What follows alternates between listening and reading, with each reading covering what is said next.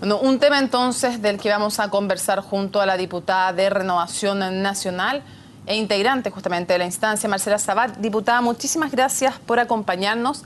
¿Y cuál le gustaría, primero me gustaría analizar cuál es su evaluación desde el punto de vista político de lograr una unanimidad en este informe, algo que es bien poco común porque normalmente frente a las comisiones investigadoras sea en el gobierno que sea, termina viendo un informe de oposición y un informe del gobierno. ¿Cuál es la evaluación política que hace usted de esta unanimidad? Buenas tardes, Mónica. Lo primero es que valoramos cada uno de los integrantes. Yo creo que es justamente eso, la forma en que se despacha un informe de manera transversal, que tiene que ver muchísimo por cómo llevamos también la investigación en forma exhaustiva y muy responsable, más de 7 meses estudiando.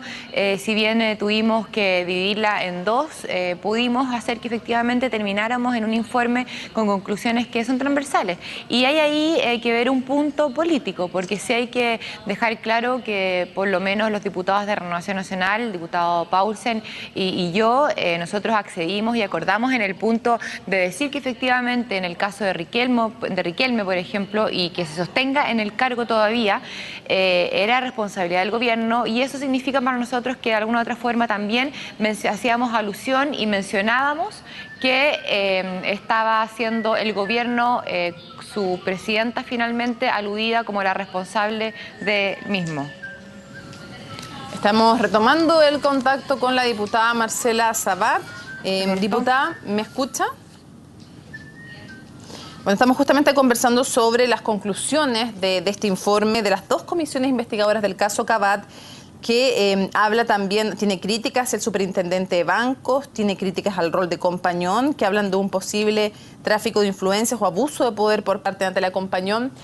Diputada, primero vamos por algunos temas, los más relevantes, no vamos a poder abordarlos todos, pero ustedes dicen en este informe, entre sus conclusiones, que les parece que aquí hubo eventualmente un tráfico de influencias o abuso de poder por parte de Natalia Compañón. Quiero saber con cuánta certeza pueden afirmar ustedes esto, y quiero saber si eso involucra también a Sebastián Dávalos y si involucra o no a la presidenta Bachelet. Sí, aquí en este informe también lo que hacemos es justamente dejar claro que creemos que hay una eventual influencia finalmente del nombre, del uso y abuso del apellido presidencial, y con eso lógicamente también estimamos que el hijo de la presidenta también lo hace, no solamente por las declaraciones que han trascendido en la prensa, particularmente de la señora Compañón y también uno del señor Luxich, donde le pide que efectivamente deje de decir el apellido y el nombre de Michelle Bachelet cuando le solicita el préstamo. Una de esas cosas, pero lo principal que queda estimado y que es en forma transversal, lo vuelvo a repetir y a recalcar, creo que es importante en términos de señal política. Esta empresa Cabal queda tanto para el informe de la comisión como para la comisión completa como una empresa de lobby, y que lo hace abusando del apellido presidencial. Y en ese sentido hoy día es importante porque en forma unánime, con 102 votos de la Cámara, finalmente se hace un reproche a esto, se hace un reproche al abuso del apellido presidencial. Diputada, ¿y por qué hablan ¿Sí? de eventual tráfico de influencias o abuso de poder? Porque a nosotros no nos cabe, como comisión investigadora desde el Poder Legislativo, establecer delitos. Eso le toca al Poder Judicial. Nosotros lo que hacemos es advertir responsabilidades políticas o administrativas, y justamente por eso ocupamos ese vocabulario. Perfecto, solamente por eso. Lo otro es también, usted hace una crítica muy fuerte al superintendente de bancos, porque él rápidamente, apenas ocurre esto, dice que no hay problemas con la transacción entre Cabal y el Banco de Chile, una transacción por lo demás que había sido rechazada en otras instituciones financieras y que implicaba 6.500 millones de pesos para una pyme. Quiero preguntarle si usted cree que el superintendente de bancos actuó a pedido del gobierno.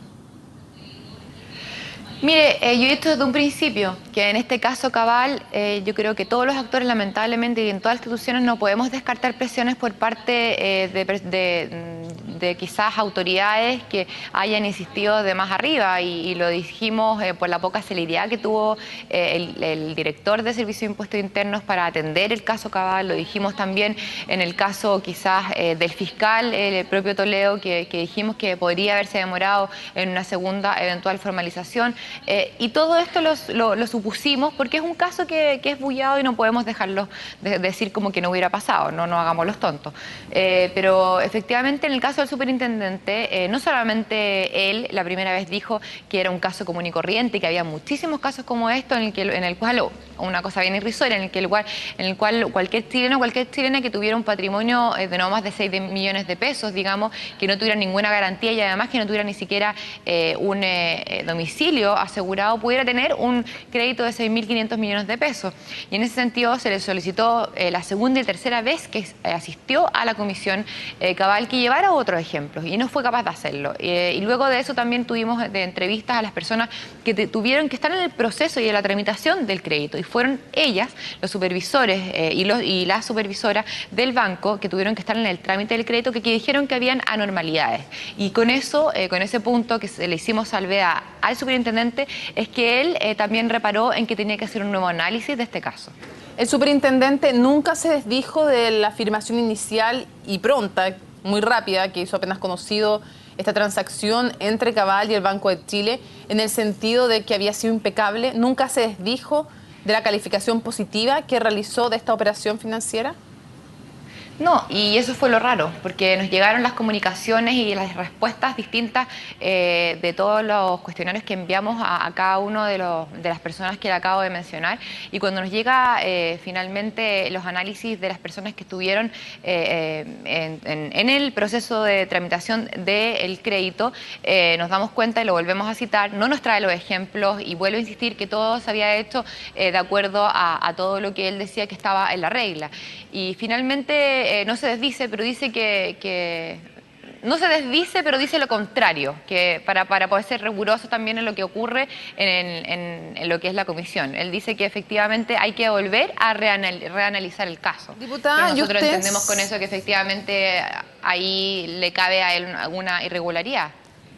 ¿A él le cabe alguna irregularidad? Usted decía que creía que en general muchas de las autoridades implicadas en este caso no habían actuado con independencia. En el caso del superintendente de banco, ¿ustedes lograron acreditar que él no actuara con independencia o bien que actuara presionado por el gobierno para proteger a alguien, o es más bien una impresión de ustedes que no lograron acreditar?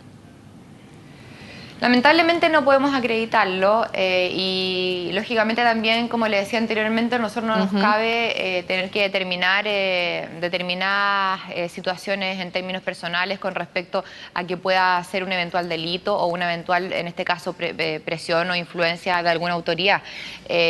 Nosotros no lo podemos de alguna otra manera determinar en el informe, pero sí dejamos de manifiesto y claro que el intendente toma una opción muy certera para él desde un principio, desde que tramitación de este crédito no tuvo ningún problema, que era uno común y corriente, y nos dijo en reiteradas oportunidades que habían muchísimos casos como estos, al cual todos le dijimos que por favor accediera con otro tipo de ejemplos para alguno similar y al cual no tuvo ninguna respuesta. Y luego ya la tercera vez que nos visitan la comisión, luego de haber respondido los supervisores y las personas que estaban durante sumergidas, digamos, en el trámite del crédito y nos dicen que no era regular, que no había pasado por las comisiones que tiene que pasar, él nos dice que efectivamente le cabía un segundo análisis para poder hablar de este caso.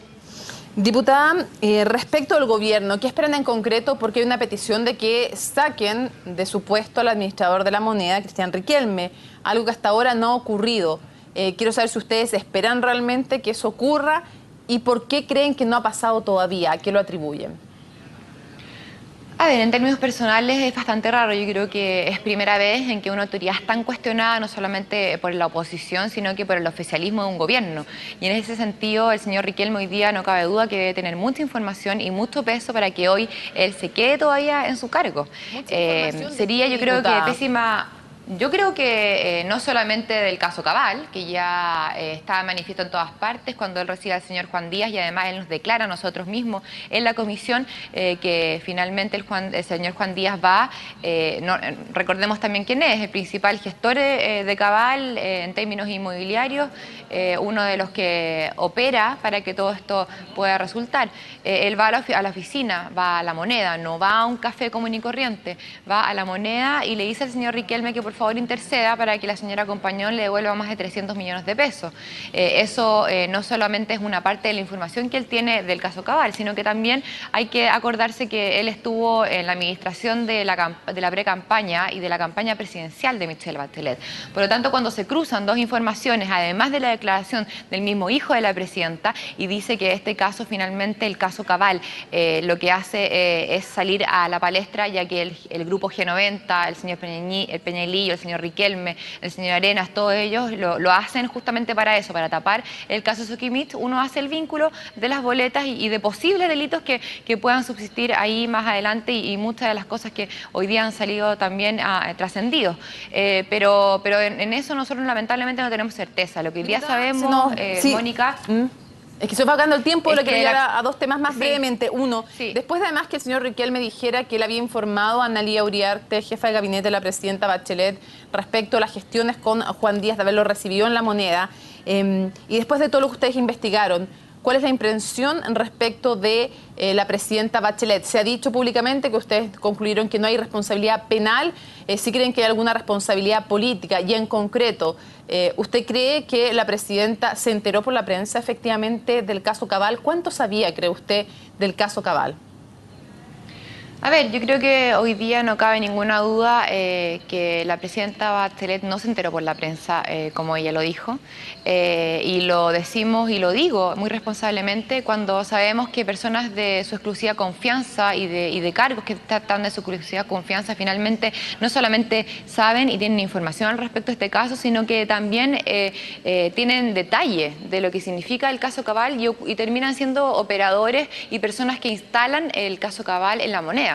Y eso es lo más lamentable, porque finalmente aquí lo que queda en juego es la institución y es la investidura presidencial. Y yo quiero decirlo ahora, hay que separar. Yo entiendo que quizás como madre y como Michelle Bachelet, ella tiene que estar muy, de verdad, angustiada y lo tiene que estar pasando muy mal. Pero nosotros hoy día, y la ciudadanía en particular, le pedimos a ella que tome su cargo y que finalmente actúe como presidenta de la República y hable y opte por dejar una posición política como debe hacer una presidenta de la República, porque hoy día lo que está en juego es la investidura presidencial y eso es lo que estamos abogando hoy día. Diputada, quiero llevarle rápidamente a un tema completamente distinto.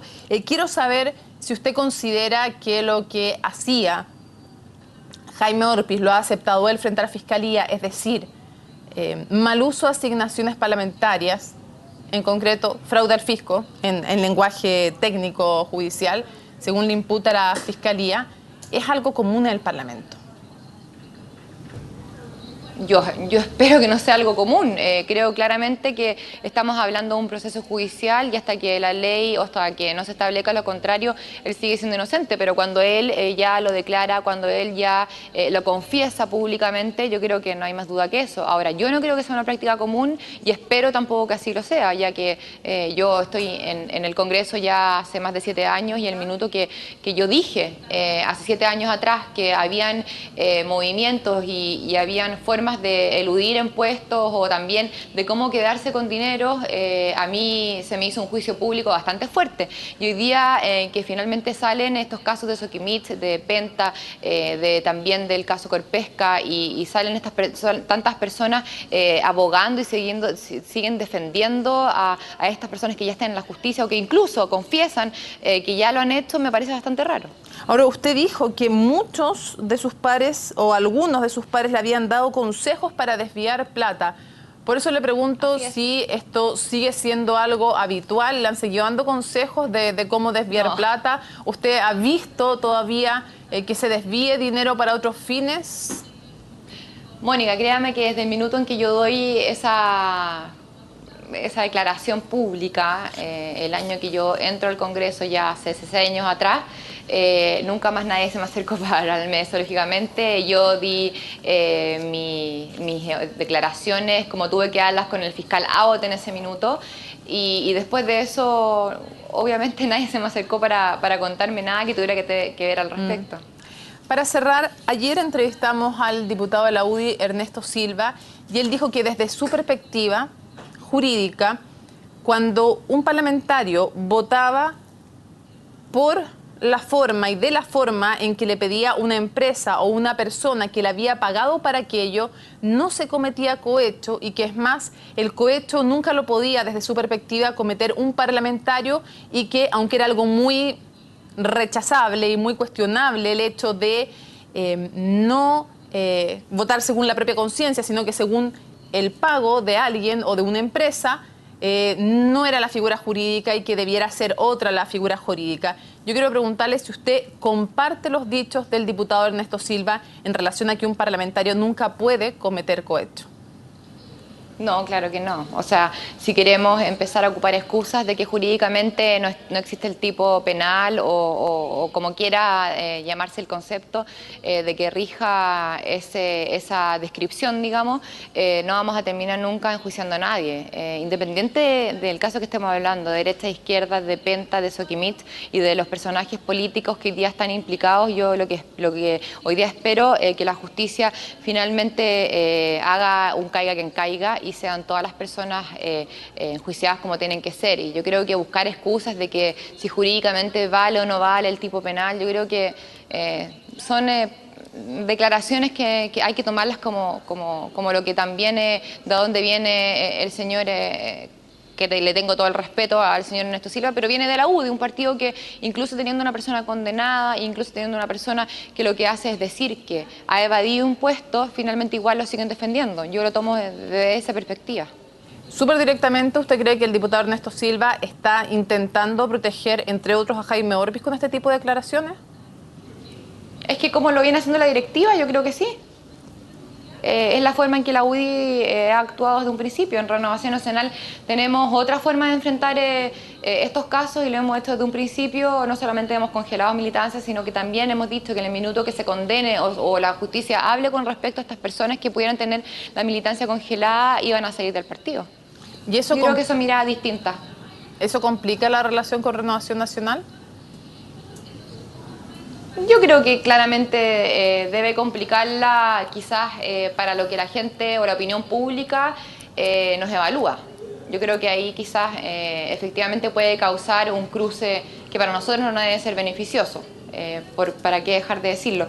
Pero en cuanto a lo que tiene que ver a todo lo otro, nosotros hemos reprochado tanto la defensa de la UDI con un caso de una condena, de una confesión de evasión finalmente de impuestos y todo lo que tenga que ver con una mala práctica de financiamiento de la política, Mónica. Diputada, muchísimas gracias por habernos acompañado en CNN Chile analizando no solamente el tema del informe Cabal, sino también otros temas de la contingencia. Gracias a ti, Mónica, que estés muy bien. Buenas tardes. Muy bien, usted también.